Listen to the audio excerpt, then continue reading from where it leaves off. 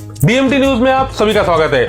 आज हमारे साथ है दिल्ली का एक जाना माना नाम। जी हाँ दोस्तों, ज्योतिष आचार्य राम मेहर शर्मा जी, आपका बहुत बहुत स्वागत है। नमस्कार सर। बहुत दिनों से हमारे दर्शकों द्वारा लगातार संदेश भेजे जा रहे थे कि आप इनकी मुलाकात अपने चैनल के माध्यम से जरूर दिखाएं। मैं आपको बताना चाहता हूं कि ज्योतिष आचार्य राम मेहर शर्मा जो अपने प्रिडिक्शन के लिए माने जाते हैं कि इनका जो प्रिडिक्शन है पूर्णतः सही होता है, ऐसा यहाँ के लोगों का मानना है जो इनके पास आते हैं। प्रतिभा मेरे देश की, प्रतिभा मेरे देश की, प्रतिभा मेरे देश। मेरा सर आपसे पहला प्रश्न है कि ये ज्योतिष क्या है?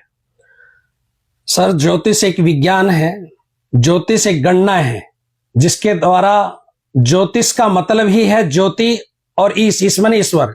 ज्योति ईश्वर का प्रकाश, ज्योतिष जो है ईश्वर का प्रकाश है जी। इसमें ज्योतिष का प्रकाश डाला जाता है कैलकुलेशन के हिसाब से। मैं एक वाकया बताता हूं इसी के माध्यम से आपके दर्शकों को। मेरे पास एक भक्त आए कि आचार्य जी आप मेरी जो है ये कुंडली देखिए, ये जो है डॉक्टरों ने जवाब दे दिया है, तो क्या कहेंगे आप अपने ज्योतिष के प्रेडिक्शन के हिसाब से। तो मैंने बताया कि भाई ये तो इसकी तो आयु है अभी, और ये अभी बंदा जिंदा रहना चाहिए जी। आप कह रहे कि डॉक्टरों ने जवाब दिया। तो उन्होंने इसके माध्यम से मेरे से उपचार भी पूछा कि क्या करें ऐसा कि ये बंदा जो है स्वास्थ्य के अकॉर्डिंग ठीक हो जाए जी। तो मैंने उनको बोला कि महामृत्युंजय मंत्र का जप करवाया जाए तो ये बंदा बिल्कुल निश्चिंत रूप से ठीक हो जाएगा। और हमने 7 ब्राह्मणों को बिठा के, वैदिक ब्राह्मणों को बिठा के महामृत्युंजय मंत्र का जप किया, और जप के माध्यम से ऐसा करिश्मा हुआ कि आज वो भक्त जो है हमारा ऑफिस में बैठ के काम कर रहा है। तो प्रभु की कृपा, गणना है। ज्योतिष कोई विज्ञान है, ज्योतिष एक विज्ञान है, ज्योतिष एक पाखंड नहीं है, ज्योतिष एक ये नहीं है कि तंत्र मंत्र है। ज्योतिष ज्ञान है और कैलकुलेशन है। ज्योतिष एक ज्ञान है और ज्ञान के द्वारा लोगों का भला होता है। जी।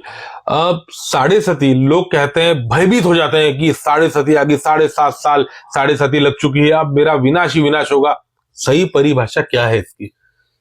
शनि की साढ़ सती, साढ़ सती का मतलब ही है 7.5 साल।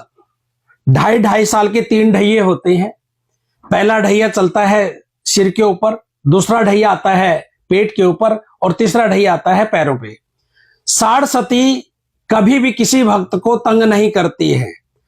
तंग करती है तो कर्मों के हिसाब से तंग करती है। यदि आपकी राहु की दशा चल रही है, केतु की दशा चल रही है, आपके कर्म बुरे हैं, तो साढ़ सती भी आपका ऊपर दुष्प्रभाव करेगी ही करेगी।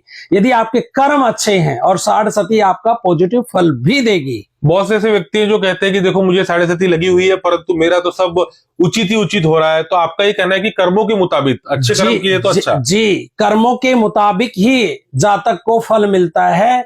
और फिर शनि का दुष्प्रभाव कितना कुंडली के ऊपर पड़ रहा है ये ज्योतिष के द्वारा जाना जाता है।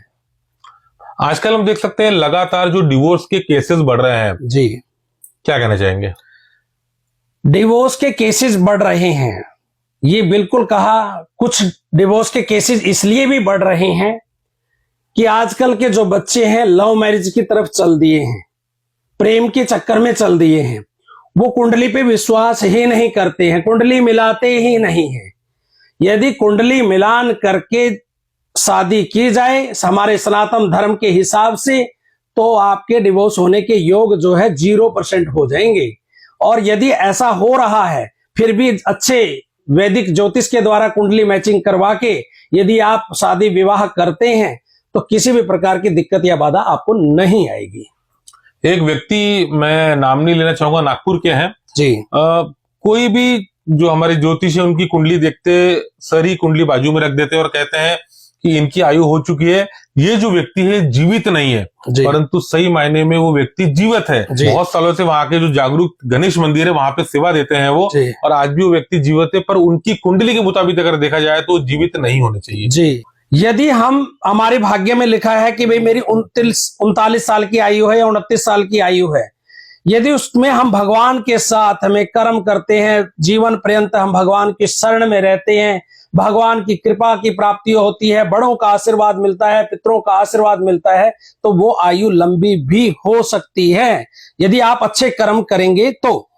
बहुत से लोग आपके पास में आते हैं और ऐसा माना जाता है कि आप जो कुंडली का जो प्रिडिक्शन करते हैं लोगों को लाभ मिलता है। कोई वाकया हमारे दर्शकों के साथ साझा करना चाहेंगे? जी बिल्कुल। मेरे पास एक भक्त आए कि शास्त्री जी, हमारी ये कुंडली देखिए, इस कुंडली के अंदर इसके आधार पर हम लोग जो है डिवोर्स लेना चाह रहे हैं।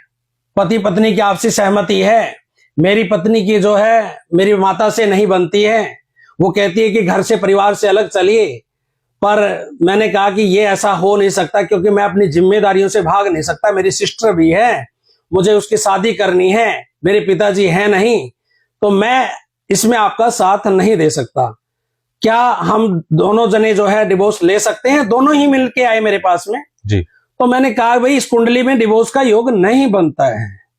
तो जी उन्होंने घर जाके कहा कि भाई पंडित जी ने तो अपनी बात कह दी है, पर हमने डिवोर्स लेना ही है। सर उन्होंने डिवोर्स ले भी लिया, और 2 साल डिवोर्स होने के बाद वो लड़का लड़की दोबारा मिलते हैं और दोबारा फिर शादी कर लिए। तो ऐसा करिश्मा है कि ज्योतिष ने कहा कि डिवोर्स नहीं है तो नहीं है। ये कागजों में हो सकता है पर दिलों में नहीं हो सकता, क्योंकि आपसी प्रेम उनका जरूर था। ऐसा भी एक किस्सा देखने में आया है कि जैसे आपने बता दिया है कि आप ये कुंडली का मेल नहीं हुआ है और ये कुंडली नहीं मिलेगी जी, परंतु उन्होंने शादी कर ली और उसके बाद वो बहुत सुखी जिंदगी व्यतीत कर रहे थे, परंतु 13-14 साल के बाद जो आपकी कही हुई बात वो सत्य निकली। क्या था पूरा वाकया? मैं नाम नहीं लूंगा क्योंकि लोग सब जानते हैं। एक ऐसी ही कुंडली थी जिसमें कुंडली के हिसाब से 14 गुण मिल रहे थे जी। क्योंकि शास्त्र के अंदर कहते हैं कि 18 गुण कम से कम मिलने ही चाहिए। मैंने यजमान को बोला कि भाई आप ये शादी मत करिए, ये शादी सही नहीं है, वैवाहिक जीवन इसमें सही नहीं चलेगा।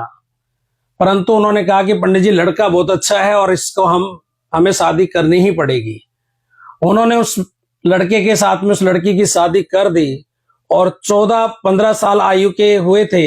जब बच्चा हुआ, पहले तो संतान होने में दिक्कत आई और जब बच्चा हुआ 14 साल के बाद तो वो बच्ची जो है एक्सपायर हो गई। बच्चा तो हो गया पर वो गुड़िया जो है चली गई। ऐसा देखा कि क्योंकि ये 14 साल के बाद इतना मेजर कष्ट आया, तो ज्योतिष कहती है कि भाई कष्ट कभी भी आ सकता है, उसका कोई अंदाजा नहीं, साल में आएगा या 2 साल में आएगा, 10 साल में आएगा। पर ज्योतिष के माध्यम से कहते हैं कि लाइफ में कहीं न कहीं दिक्कत या बाधा आएगी ही आएगी। जो अकाल मृत्यु हो जाती है, अचानक से मृत्यु हो जाती है, एक्सीडेंट, 15 साल का बच्चा, 20 साल, 25 साल का, इस विषय में क्या जानकारी देना चाहेंगे? कहाँ जाते हो, क्या होता क्या है?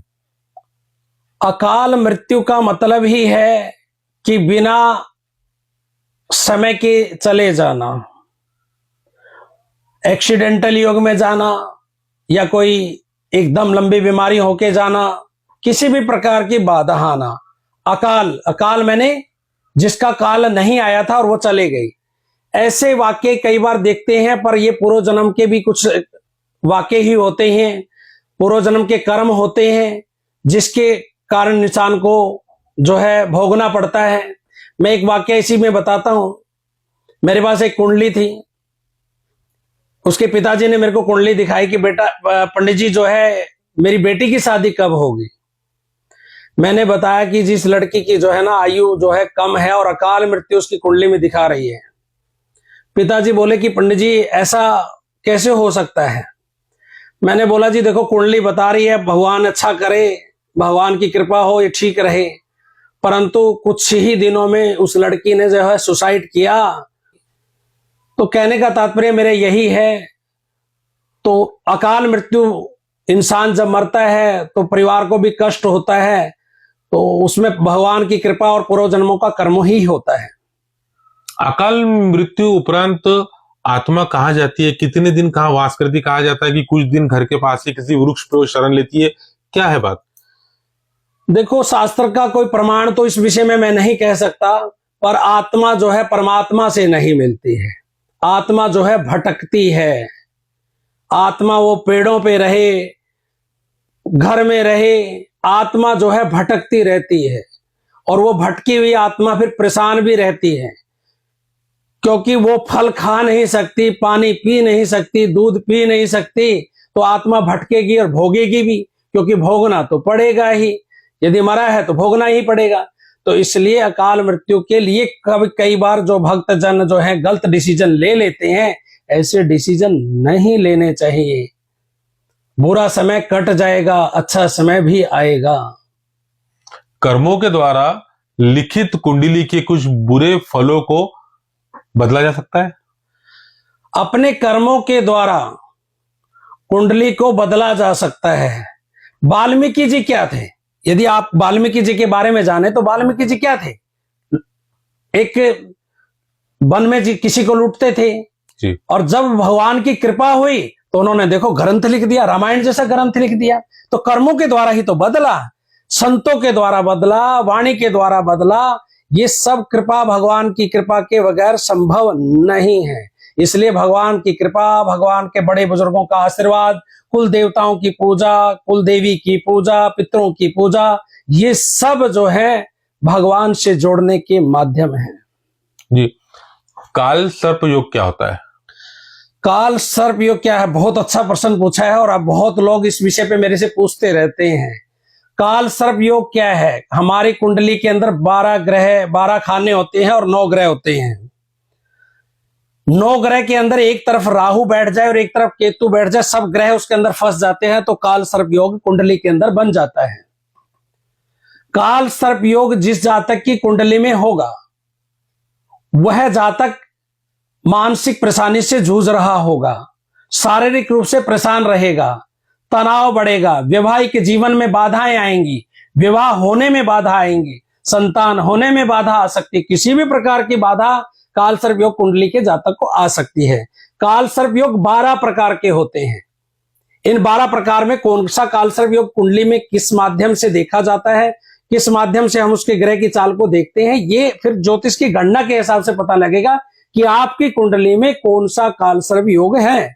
और काल सर्प योग के द्वारा दिक्कतें आती हैं, उसके लिए कई उपचार हैं। छोटे छोटे उपचार में यदि बताऊं तो भगवान शिव की ऐसे भक्त को पूजा करनी चाहिए। ऐसे भक्त को जो है राहु, केतु, नाग गायत्री और महामृत्युंजय मंत्र का 1.25 लाख मंत्रों का जप करवा के 5 प्रकार के नाग, सोना, चांदी, लोहा, तांबा, रांगा इत्यादि इनको बनवा के अभिमंत्रित करके भगवान शिव का रुद्राभिषेक करके जल प्रवाह करें तो भी काल सर्प योग में शांति मिलती है।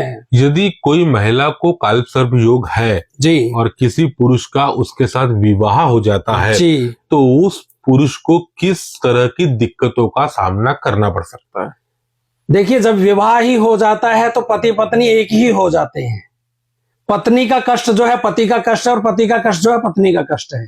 ये तो अलग तो नहीं है, पर दोनों में यदि काल सर्प योग की कुंडली में यदि एक का भी काल सर्प योग है तो दोनों को ही बाधा आएंगी। वैवाहिक जीवन में बाधा आ सकती है, शारीरिक रूप से बाधा आ सकती है, संतान होने में बाधा आ सकती है। बाधा का कोई अंत नहीं है, किस प्रकार का आएगी वो जब कुंडली देखी जाएगी तभी बताया जाएगा। कहा जाता है कि यदि किसी को मांगलिक दोष हो तो मांगलिक वाले से ही उसका विवाह करना चाहिए।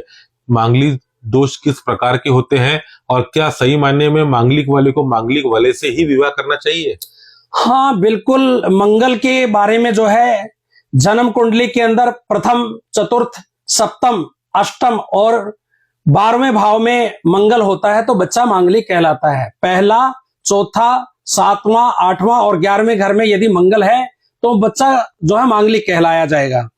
तो मांगलिक बच्चे की भी डिग्री देखी जाती है कि मंगल किस प्रकार का है। मंगल कई प्रकार कुंडली में कट भी जाता है, शनि के कारण, राहु के कारण, गुरु के कारण, पाप ग्रह के कारण सामने वाले की कुंडली से भी कट जाता है।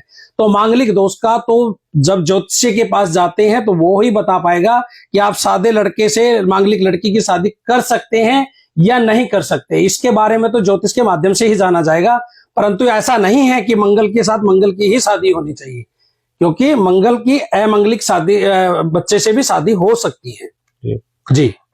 यदि किसी परिवार में पीढ़ियों से चलता आ रहा हो कि अचानक से हर पीढ़ी में कोई ना कोई जवान मृत्यु अचानक हो जाती है, एक्सीडेंट के माध्यम से अपघात हो जाता है, कुछ होता है, तो इस तरह की तकलीफों से जो खानदान जूझ रहा है जी, किस तरह का दोष हो सकता है उनके ऊपर, या कुल देवता का कुछ बुरा प्रभाव हो, या किस तरह से उनको जूझना पड़ता है, उसका उपाय क्या कर सकते हो, क्या होता है? जी देखिए, जब पारिवारिक एक रीति रिवाज आता है कि भाई परिवार के अंदर पहले दादाजी का, फिर पिताजी का, फिर आपका, या किसी भी परिवार में किसी का भी एक पीढ़ी दर पीढ़ी कोई ज्येष्ठ पुत्र एक्सपायर हो जाता है, तो घर में मानना ही चाहिए कि आपकी कुंडली में, आपके घर में मेजर पितृ दोष है। इस पितृ दोष के कारण आपके आने वाली प्रथम संतान जो है वो एक्सपायर हो रही है, उसमें बाधाएं आ रही हैं, वो जीवित नहीं रहती है। कई बार देखा है कई लोगों के पहली संतान, दूसरी संतान वो जिंदा ही नहीं रहती है। तो इस प्रकार की बाधाएं जो आती हैं तो निश्चित ही इसमें जो है पितृदोष का कारण हो सकता है। जिस तरह से अकाल परेशानी आती है, अकाल मृत्यु कह लो, या हमेशा इंसान परेशान रहता है, कुछ लोग ऐसे हैं जिन्हें यही नहीं पता होता कि उनका कुल देवता कौन है, और जिन्हें पता भी होता है कुल देवता कौन है, परंतु कहा जाता है कि वर्ष में एक बार तो भी अपने कुल देवता का अनुष्ठान पूजा होनी चाहिए।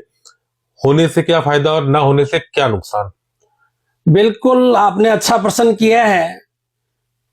मेरे पास बहुत से जातक आते हैं कि हमने जैसे कुंडली के हिसाब से बोला कि आपको अपनी कुल देवी पे या कुल देवता पे जाना चाहिए, तो वो तो कहते हैं जी हमें कुल देवी का हमें पता ही नहीं है। तो हम उनको कहते हैं भाई कुल देवी का नहीं पता तो अपने बड़े बुजुर्गों से पूछो, कह रहे जी उनको भी नहीं मालूम है।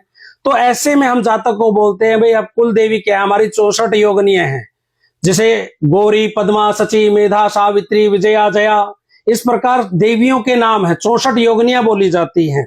तो इन 64 योगिनियों का हेड क्वार्टर है वैष्णो देवी। तो हम कहते हैं भी आप हेड क्वार्टर में जाके दर्शन करें तो आपके ऊपर माँ की कृपा होगी। ऐसे ही कुल देवता, तो कुल देवता में हनुमान जी महाराज है, भगवान शिव है, किसी के अपने अपने देवता है। तो कुल देवी या कुल देवता की कृपा और पितरों की कृपा के बगैर भगवान की कृपा भी नहीं होती है। ये जातक जान लें कि कुल देवी और पितरों की कृपा बहुत जरूरी है, उसके बाद ही भगवान की कृपा की प्राप्ति होगी। आपके वंश की वृद्धि भी पितरों की कृपा से ही होगी, आपके व्यापार की वृद्धि कुल की देवी से ही होगी। पंडित जी, मैं आपसे पूछना चाहता हूं कि किसी की कुंडली में कोई दोष है, कोई ग्रह बिगड़ा हुआ है जी, तो उन्हें पंडित जी कहते हैं कि आप इतनी धनराशि हमें दीजिए, इतने हजार इस ग्रह के जाप करने होंगे। अब वो जो यजमान है वो पंडित जी को पैसे दे देते हैं कि आप जाप कीजिए, पूरी श्रद्धा उसकी पंडित जी में होती है। बिल्कुल बिल्कुल। अगर वो पंडित जी पैसे लेने के बाद अगर जाप नहीं करते हैं, उच्चारण नहीं करते हैं, या नशा पान खर्रा खाकर जाप करते हैं, तो वो जाप का फल क्या उस व्यक्ति को मिलेगा, और इसकी हानि क्या पंडित जी को होगी या उस व्यक्ति को होगी? अर्जुन जी बहुत अच्छा प्रश्न किया है। ये हमारे ब्राह्मणों के लिए भी है और यजमानों के तो हित के लिए है ही है। जो ब्राह्मण संकल्प लेता है, आपसे संकल्प लिया जी, तो आप ब्राह्मण को एक रक्षा सूत्र बांधते हैं, ये मोली होती है, इसको रक्षा सूत्र बोलते हैं जी बिल्कुल। इसको एक मंत्र बोला जाता है, जैन बद्धो बलि राजा दान विंद्रो महाबला तेन त्वाम बदनामी रक्षे महाचल माचल। इस मंत्र का अर्थ ही यह है कि आपने मुझे बांध लिया है जी, मैंने आपको संकल्प दे दिया है कि पंडित जी आपने जो है 1.25 लाख जो है महामृत्युंजय मंत्र का जप करना है, और उस संकल्प से मैं बंध गया हूं, और आपने जब मेरे को बांधा है तो आपका कार्य तो निश्चित ही उसी दिन हो जाएगा। आपने जब मेरे को इसकी चीज की दक्षिणा दे दी, अब आगे रही पंडित जी करते नहीं है, पंडित जी गुटखा खा के जाप कर रहे हैं, या पंडित जी अशुद्ध मुद्रा में जो है पाठ कर रहे हैं, या अशुद्ध मंत्र जप कर रहे हैं, या नहीं भी कर रहे वो हैं, नहीं भी कर रहे हैं, वो उसको ही भोगना पड़ेगा, पंडित जी को। यजमान का कोई अनहित नहीं है, अन्यथा इसमें यजमान का भला ही होगा। इसमें बुरा कोई यजमान का बुरा नहीं होने वाला, क्योंकि यजमान ने तो रक्षा सूत्र बांध दिया है और उसको पंडित जी को दक्षिणा दे दी है। उसका बुरा फल मिलेगा तो वो पंडित जी को ही भोगना पड़ेगा। और मैं सब ब्राह्मणों से भी प्रार्थना करूंगा, कभी भी किसी भी मंत्र का उच्चारण गलत उच्चारण तरीके से न करें, शुद्ध मंत्रों का उच्चारण शुद्धिकरण से करें, शुद्धिकरण से ब्राह्मण यजमान का जो है जप करें तो यजमान का और भी हित होगा। क्या तंत्र मंत्र जादू टोना ये होता है? अर्जुन जी देखो, तंत्र मंत्र और जादू और टोना होता सब कुछ है। मैं आपको एक ये चीज बताना चाहता हूं, आप पति पत्नी की घर में लड़ाई हो जाती है जी, और पत्नी का दायित्व है कि पति को रोटी देना, बच्चों को रोटी देना। आप उस दिन रोटी खाएंगे ना तो उसमें रोटी में भी स्वाद नहीं आएगा। क्यों नहीं आएगा? क्योंकि वो मन से दिल से खुश नहीं है। यदि किसी की वाणी से, सोचने से ऐसा हो सकता है, तो कहने से और करने से क्यों नहीं हो सकता? तो उसकी सोच के मुताबिक यदि कोई चाहता है, कहते हैं हम नजर लग गई है, नजर क्यों है भाई? आपने अच्छा मकान ले लिया, आपने अच्छी गाड़ी ले ली है, आप विदेश यात्रा कर रहे हैं, आप अच्छे अच्छे वाहन ले रहे हैं, मतलब सब कुछ अच्छा अच्छा करते जा रहे हैं, तो आपकी दुनिया की नजरें आपको खाएंगी ही। और कोई क्रियाकलाप करता है, यदि कोई आपके कारण कोई मंत्र जप करवा देता है, तो मैं कहता हूं कि सात्विक तरीके से रहना चाहिए, कोई मंत्र तंत्र किसी के खिलाफ नहीं करना चाहिए। मैं तो अपने यजमानों को यही कहता हूं कि किसी का बुरा मत सोचो, एक ही प्रार्थना करो सबका भला हो। और यदि किसी का बुरा भी सोचना तो इतना ही करो कि परमात्मा इसको सद्बुद्धि देना, हमारे खिलाफ ना कर पाए, बस इतना ही करना, इससे ज्यादा कुछ नहीं करना। मैं बात करता हूं कि हनुमान चालीसा 108 बार पढ़ने का क्या लाभ होता है, और हनुमान चालीसा पढ़ते वक्त किन बातों का ध्यान केंद्रित करना चाहिए, किस तरह से उसके उच्चारण करने चाहिए, उसका लाभ क्या है? बिल्कुल अर्जुन जी, बहुत अच्छा प्रश्न किया आपने। ये भी हनुमान जी, बड़ा भाव है हनुमान जी के अंदर। मेरे तो इष्ट भी हैं हनुमान जी। कहते हैं अष्ट सिद्धि नव निधि के दाता, असवर दीन जानकी माता। जानकी माता। इस मंत्र का अर्थ, एक एक भाव हनुमान जी का कितना सुंदर है, एक एक भाव के साथ में।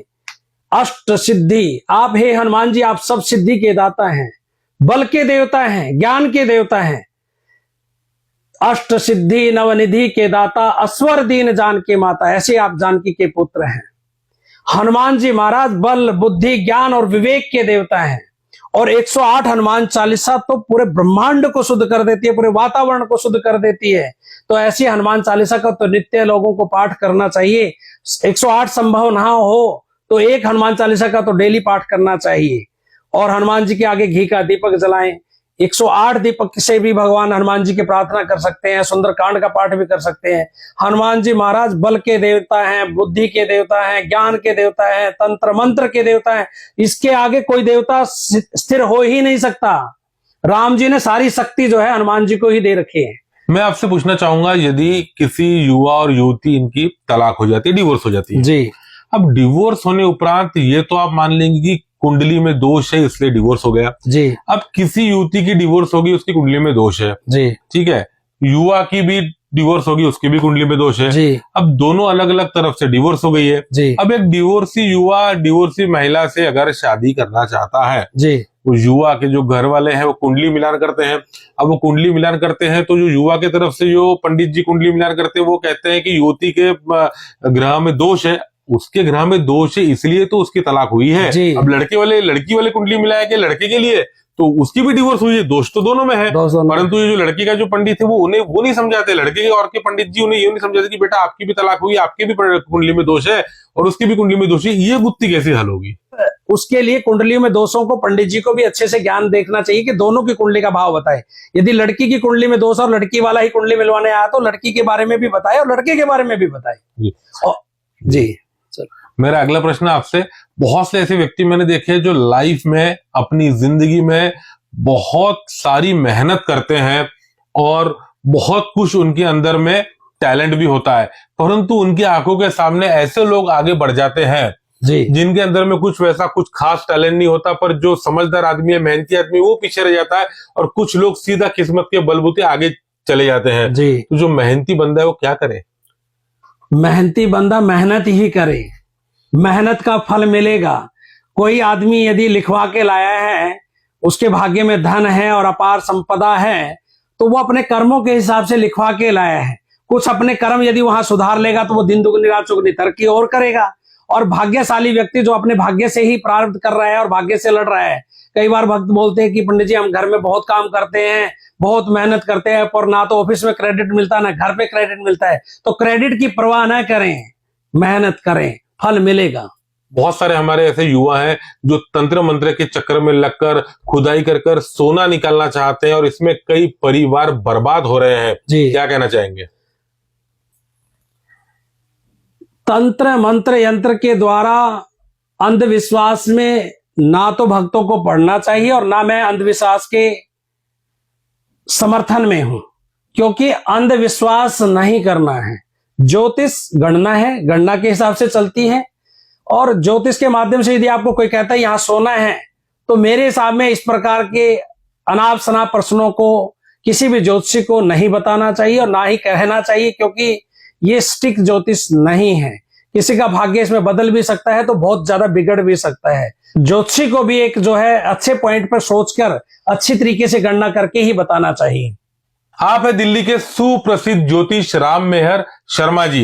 यदि आप इनसे संपर्क करना चाहते हैं तो हमारे माध्यम से भी आप इनसे संपर्क कर सकते हैं। कमेंट द्वारा अपनी राय जरूर रखें। देखते रहे डीएमटी न्यूज। आपने अपना कीमती समय दिया, इसे तो आपका बहुत बहुत धन्यवाद।